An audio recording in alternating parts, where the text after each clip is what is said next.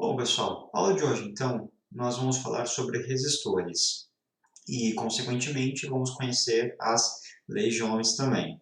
Bom, mas antes de eu começar a falar sobre resistores, eu preciso conversar com vocês um pouquinho sobre o chamado efeito Joule. O que seria isso?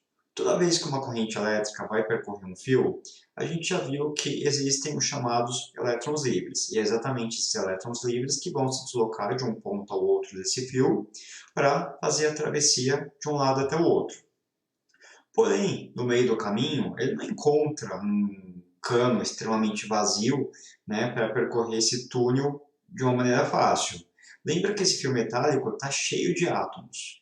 Então, o elétron vai ter que atravessar esse material e é normal que no meio do caminho esses elétrons esbarrem, né, uns nos outros ou até mesmo nesse material que são outras camadas eletrônicas, né, que se tem ali dos átomos que compõem aquele metal, e é natural então que ocorram essas colisões. E conforme eles vão colidindo, nós vimos que toda vez que ele bater em alguma coisa, vai gerar atrito, vai gerar uma certa fricção, e isso acaba sendo interpretado como sendo energia térmica. Então eu começo a aquecer, eu começo a gerar eu elevo a temperatura, né, desse material por onde os elétrons estão circulando. E, consequentemente, né, parte dessa energia elétrica, que é conhecida como a condução do elétron de um ponto ao outro, desse circuito, ela é convertida, então, na chamada energia térmica, que é a energia de calor. Então, isso é um processo bastante comum e normal de acontecer nos circuitos elétricos. E toda vez que isso acontecer, né, essa produção de energia térmica, de energia elétrica em energia térmica, nós chamaremos isso de efeito Joule. Então, o efeito Joule é o aquecimento que ocorre nos fios por consequência, né, da corrente elétrica que circula por ele, por esses motivos, esses exemplos, né, que eu passei para vocês. Bom, visto então o efeito Joule, vamos conversar agora um pouquinho sobre resistor e resistência. Como que nós classificamos esses componentes, né, com essa nomenclatura? Primeira coisa, todo componente que tem a função de converter energia elétrica em energia térmica, nós vamos chamar de resistor. Aonde tem esse equipamento que ocorre ou faz exatamente essa função? O chuveiro da casa de vocês. Então, qual que é a ideia daquele aparelho? É aquecer a água. Então, eu preciso ligar ele à corrente elétrica, então vai circular elétrons pela chamada resistência do material. Essa resistência está em contato com a água e, consequentemente, lembra, os elétrons vão colidir ao passar por essa resistência, vai gerar o aquecimento, e esse fio em contato com a água simplesmente rouba o calor dele e acaba elevando a sua temperatura. Essa água, então, em contato com esse fio, ela cai sobre a sua cabeça, já mais quente, e você consegue tomar um banho com a água, né, ou morna ou quente, né, devido a esse processo. Lembrando, esse fio não é encapado, ele simplesmente é um fio metálico que está em contato direto com a água. O Brasil é um dos poucos países no mundo que adota esse modelo de chuveiro elétrico para tomar banho. Assim, a chance de tomar choque é baixa, mas ela não é nula. Então, você se expõe, né, de uma maneira bastante complicada, né, para que você pode vir a tomar choque em decorrência disso. Claro que alguns fatores te protegem, né, desse mecanismo. Então, por exemplo, as gotículas de água que caem, né, do chuveiro até a sua cabeça, elas não são contínuas. Então, a gravidade atua de um jeito que essas gotículas ficam separadas, o que faz com que você não tenha contato direto através da água, né, até aquele fio que está conduzindo corrente elétrica. E também a água não é um bom condutor assim comparado com o próprio fio metálico que esteja conduzindo a corrente elétrica. Então ele vai ter muito mais preferência, né, de passar pelo fio metálico do que de conduzir pela água que é pela sua cabeça e consequentemente passar pelo seu corpo.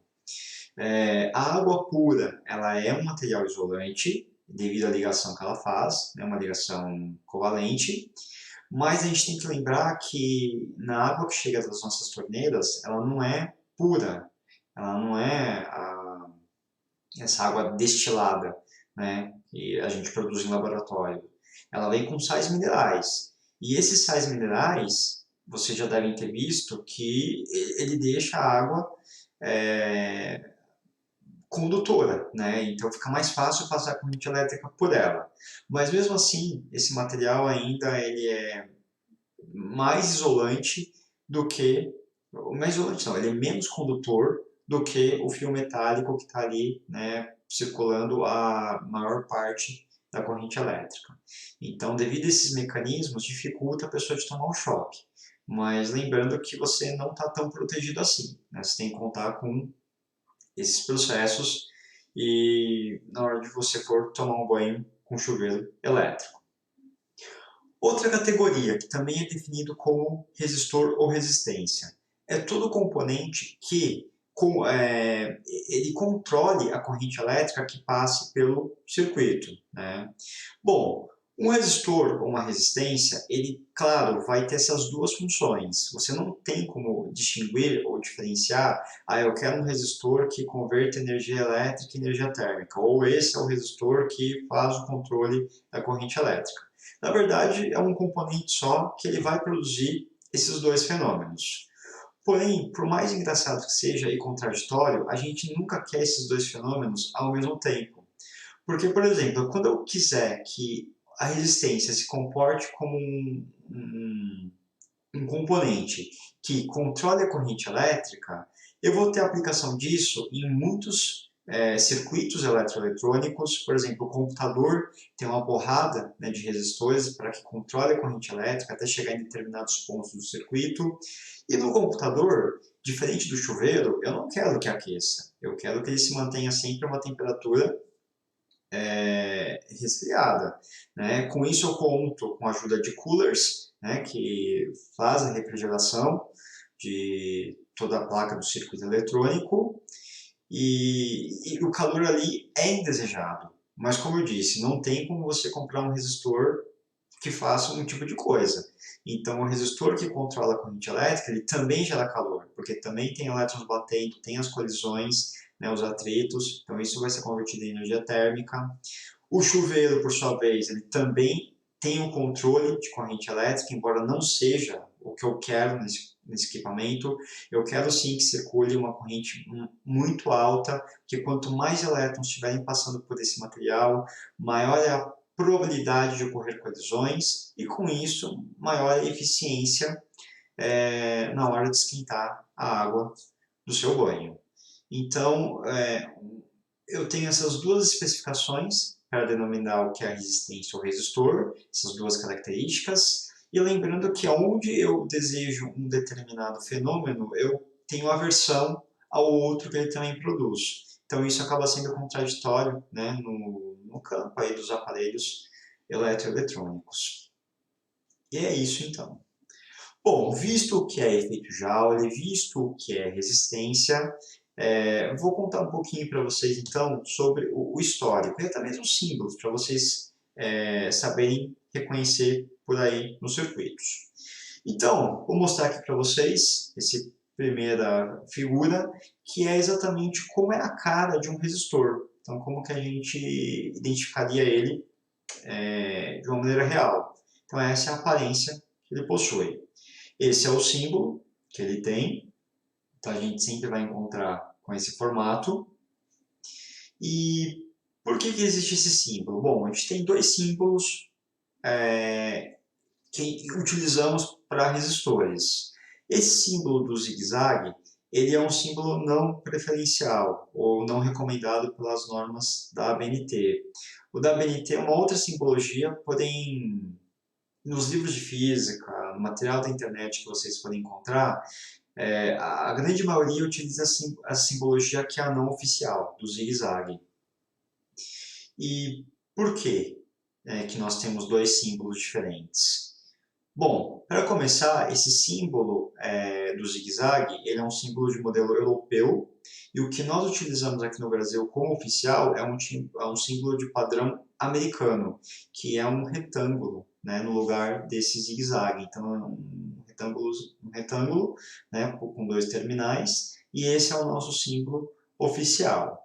Para você entender um pouquinho por que, que tem essas duas simbologias e por que, que a gente adota um como oficial, mas usa o outro, né, de uma maneira mais, assim, bastante, né, por aí.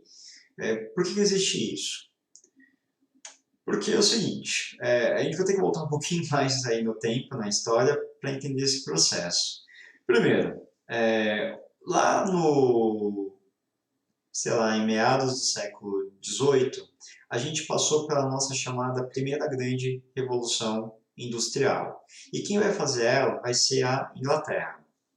E a Inglaterra faz essa revolução com a produção das chamadas máquinas a vapor, que substitui o trabalho braçal, né, ou o trabalho realizado por animais, aquela coisa mais mecânica, e quem passa a fazer esse trabalho mais duro, mais complicado, são as máquinas a vapor. Então, é a primeira vez que o mundo passa por um processo, né, de uma revolução industrial. Algum tempo depois, já mais para o final do século XIX, o mundo vai passar pela segunda chamada Revolução Industrial, e quem vai fazer dessa vez vai ser a Alemanha. E a Alemanha pega aquelas máquinas a vapor, né, que foi originalmente, né, criada pelos ingleses, e começa a substituir pelas máquinas elétricas. Então, a Alemanha passa a produzir esse novo tipo de conhecimento e faz a chamada segunda grande revolução industrial que o planeta passa. A gente ainda passa, né, por duas outras revoluções, então já mais para o final do século XX, né, a gente conhece meados do século XX, a gente vai conhecer o computador, suas tecnologias, que é a terceira grande revolução industrial, onde as máquinas são controladas, né, por inteligência artificial, por máquinas, né, computadorizadas. E a quarta e última revolução industrial é a inteligência artificial. Então, é colocar essas máquinas para ser geridas e administradas, né, por um software de inteligência. Então essa é a quarta revolução industrial que estamos vivendo atualmente. Mas voltando para a segunda revolução industrial, que é a da Alemanha, que ela fez, então ela produziu esse tipo de conhecimento elétrico. E nós estamos aqui trabalhando com esse ramo da eletricidade. E se eu pegar a palavra resistência em alemão, eles não falam resistência, né? Então a palavra resistência em alemão está escrito aqui, ó, Widerstand, né? E aqui eu tenho o símbolo do resistor. E se você reparar, essa palavra Widerstand, ela começa com a letra W. Então, eles representavam da seguinte maneira: eu tinha um fio conduzindo corrente elétrica e para dizer que eu tinha uma resistência ou um controle de corrente elétrica nesse fio, de uma maneira muito porca, eles colocavam a letra W para indicar uma certa resistência. Então essa letra W decaiu nessa simbologia do zigue-zague, que é a não oficial. Se nós, né, brasileiros, fôssemos utilizar essa mesma ideia que os alemães utilizavam, é como se a gente colocasse uma letra R em cima de um fio para indicar a nossa resistência, né, e controle ali naquele ponto específico do nosso circuito. Tá, e porque, e assim, a Alemanha, como ela começou a produzir esse conhecimento, então a gente começou a importar muitos desses livros, manuais, máquinas que vinham, né, com essas instruções, então vinham tudo com essa simbologia alemã do zigue-zague. E por que que esse não é o símbolo oficial do Brasil? Também é um processo histórico. A gente sabe que durante o século XX, a gente vai ter aí a Primeira e, consequentemente, depois a Segunda Guerra Mundial. E com a Segunda Guerra Mundial, nós temos o crescimento da Alemanha, ou a expansão da Alemanha nazista. E, nessa época, o Brasil se torna inimigo, né, da Alemanha nazista, e tudo que era de origem, né, ao nazismo, o Brasil passa a proibir em seu território. Então, toda a simbologia que era alemã, que a gente utilizava, né, como consequência desse conhecimento que eles produziram, por conta do Brasil estar brigado, né, com a Alemanha nazista e os países também que faziam parte desse círculo, então ele tira, né, essa simbologia para ser utilizada oficialmente e adota a simbologia americana. Lembrando que nessa época eles estavam bem amiguinhos, né, como está hoje em dia também. E aí, para puxar o saco, né, eles colocam então essa simbologia americana, que é adotada, que é o quadradinho, e isso passa a ser oficial. Mas só é encontrado em trabalhos muito técnicos, muito com as normas da ABNT. Na grande maioria, como eu disse, de livros, internet, a gente não vai encontrar essa simbologia. A gente vai utilizar o que é padrão mesmo, o que foi criado inicialmente, que é o zigue-zague, né, de simbologia europeu. E é por conta disso, né? Lembrando que nessa época não é só a resistência, que os símbolos, né, sei lá, de conhecimento científico que foi abolido. O próprio time também, Palmeiras, né, não se chamava Palmeiras nessa época, era Palestra Itália, e por conta de ter o nome Itália no nome, também ficou proibido, teve que mudar a nomenclatura do time, né? E várias outras histórias que a gente tem nesse período de proibições mesmo. Então, tudo que se referia aos países, né, acoplados ao nazismo, foi erradicado aqui do Brasil. E aí por isso que a gente não tem essa simbologia mais como oficial, mas é amplamente utilizada. E nos livros de vocês, né, nos exercícios, vai aparecer sempre essa simbologia. Conhecido um pouco então do histórico, vamos entrar nas leis de Ohm. E aí, conhecendo a primeira lei de Ohm, a gente costuma brincar, né, que de tão fácil quem vê ri, aonde o George Ohm, através de experimentos, né, ele observou um padrão entre essas grandezas físicas ao analisar alguns circuitos elétricos. Bom, o que são essas simbologias? Vamos discutir então o que é cada um desses termos. O V é de tensão, diferença de potencial, e a gente vai medir isso em volts. O R é a resistência que a gente está discutindo e aprendendo na aula de hoje. E aí, medimos ela com o nome do cara que estudou isso, que é o Ohms, o sobrenome no caso, né, que é o George Ohms. Símbolo, esse ômega, né, o símbolo de uma ferradura. E temos aqui o último elemento, que é a corrente elétrica, que é medido em amperes, que já vimos anteriormente. E o que o George Ohm fez? Ele pegou uma série de materiais com determinadas resistências, né, porque a resistência é uma característica do material, e começou a aplicar tensão em cima desse material. E ele reparou que conforme ele aumentava a tensão, aumentava a corrente que passava por esse elemento. Aí ele trocava de material, outro material resistivo. E ele percebia que também conforme ele aumentava a tensão aplicada em cima desse material, a corrente aumentava proporcionalmente. E ele percebeu então, através desses dados experimentais, que era possível construir essa formulinha, na qual a tensão aplicada em cima desse componente era diretamente proporcional à corrente que circularia pelo material resistivo. Então os dois cresciam proporcionalmente. E aí, como George Ohm observa isso fisicamente, ele cria esse padrão, essa formulinha para descrever esse processo. Então aqui é um circuitinho para a gente entender como funcionava, né? Onde eu tenho uma bateria, se essa bateria gera uma corrente elétrica que passa pelo material resistivo e, consequentemente, quanto maior a tensão que eu aplico, maior acaba sendo a corrente que vai passar por esse material. Então essa foi a observação do George Ohm. Bom, dentro desses materiais resistivos, eu tenho o chamado grupo dos resistores que eu qualifico como sendo ômicos e o grupo de resistores que eu vou qualificar como sendo não ômicos. A regra é bastante simples. Os resistores ômicos são aqueles que vão obedecer à lei de Ohm. Qual é a lei de Ohm? Essa que a gente acabou de ver. V é igual a R vezes I. Então, se eu tenho um resistor ômico, eu posso aplicar a lei de Ohm. Funciona, dá certo e os resistores crescem dessa maneira. A análise, né, de resistência, corrente e tensão, existe um padrão entre eles. Quando o resistor é não ôhmico, significa que eles não obedecem à lei de Ohm. Então, eu não posso aplicar essa formulinha. Como que eu vejo isso num gráfico? Os resistores ôhmicos são bonitinhos. Conforme você aumenta a tensão, vai aumentar a corrente proporcionalmente. Aumento mais a tensão, aumenta mais a corrente, igual também. Quando o resistor não é ôhmico, eu aumento a tensão, a corrente de repente aumentou muito. Aí eu aumento mais um pouquinho a tensão, a corrente aumenta mais ou menos. Eu aumento mais um pouco a tensão e a corrente já não aumenta tanto comparado com o último ponto. Então, não tem um padrão. Eu não consigo aplicar a lei de Ohm.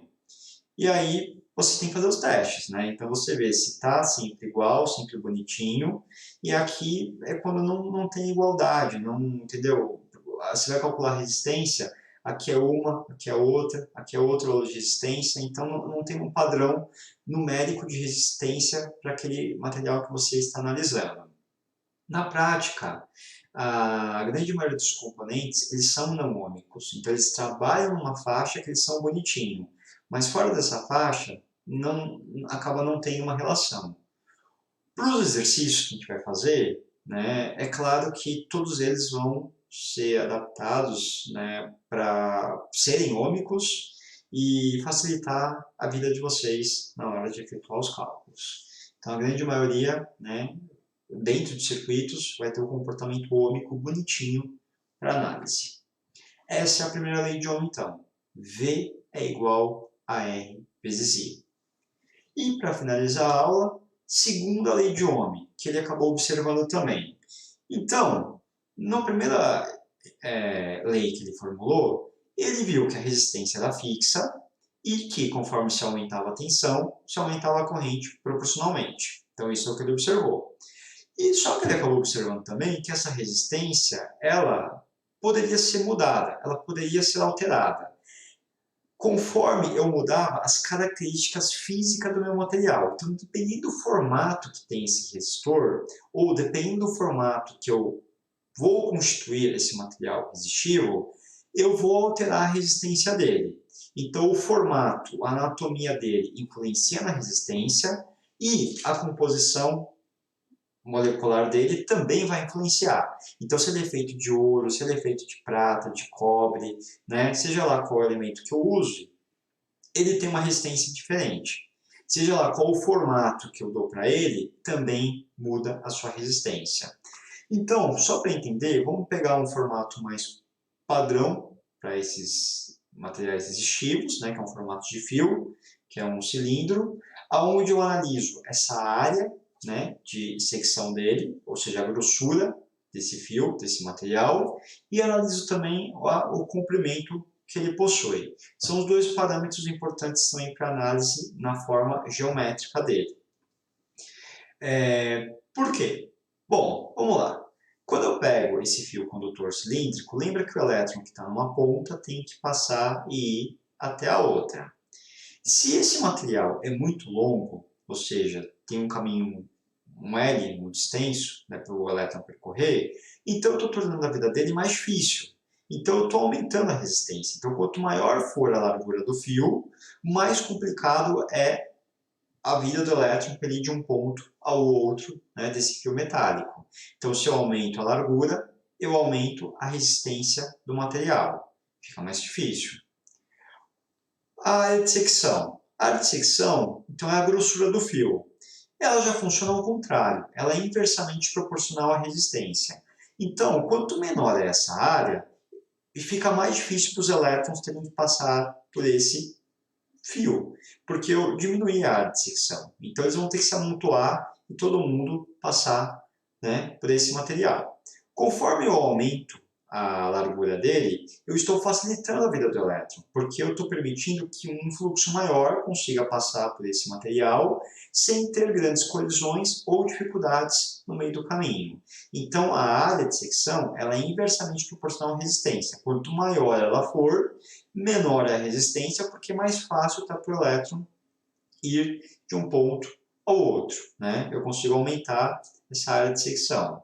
Formulinha. A formulinha é essa daqui. Então, tem frasinha para decorar ela? Tem. Na verdade, é uma palavra, né? Ela é conhecida, a segunda lei de Ohm é conhecida como sendo a fórmula da rola.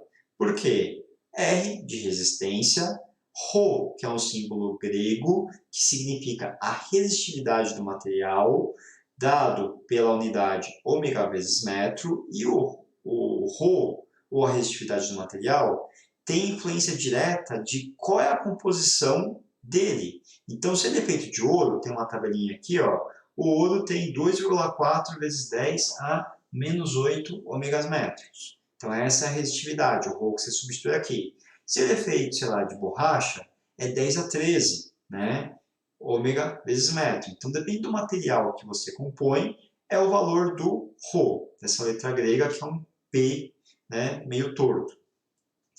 Multiplicado pelo L, que é a largura do fio, quanto maior for a largura, lembrando que maior é a resistência, e dividido pela área, que é inversamente proporcional à resistência. Largura do fio, eu meço em metros, área da seção transversal do fio, da largura, da grossura dele, eu meço em metros quadrados. Então tem que converter muitas vezes, porque fio é pequeno, então você tem bitolas, né, do tamanho de centímetros quadrados ou milímetros quadrados. Só que na hora de usar uma formulinha, precisa converter isso para metros quadrados, né? Então, lembrar de fazer isso. E mais uma coisa importante, na hora de calcular também a área de fio, lembra que isso, a maior parte das figuras que vocês vão ter acesso, é um círculo, né? Uma circunferência, e não um quadrado. Se for um quadrado, fica fácil calcular a área, que é lado vezes lado. Mas no caso de ser uma circunferência, vai ser πr ao quadrado. Então tem que pegar qual é o raio desse fio, né? E elevar ao quadrado e multiplicar pelo π na hora de achar a área da seção transversal desse fio. Então é só aqui um aviso para vocês não esquecerem. Eu acabei não comentando a resistência do fio, então, também medida em ohms, né? Pelo símbolo do ômega. E essa é a segunda lei de Ohm, então. Então, lembrando, primeira lei, eu tenho um padrão de proporcionalidade entre tensão e corrente através de um material resistivo.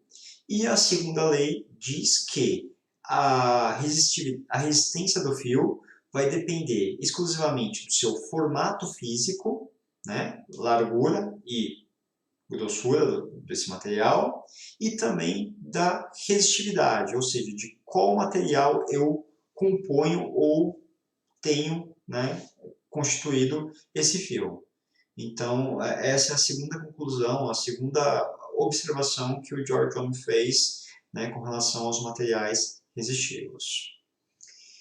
E é isso então a aula de hoje. Vou ficando por aqui. Até a próxima.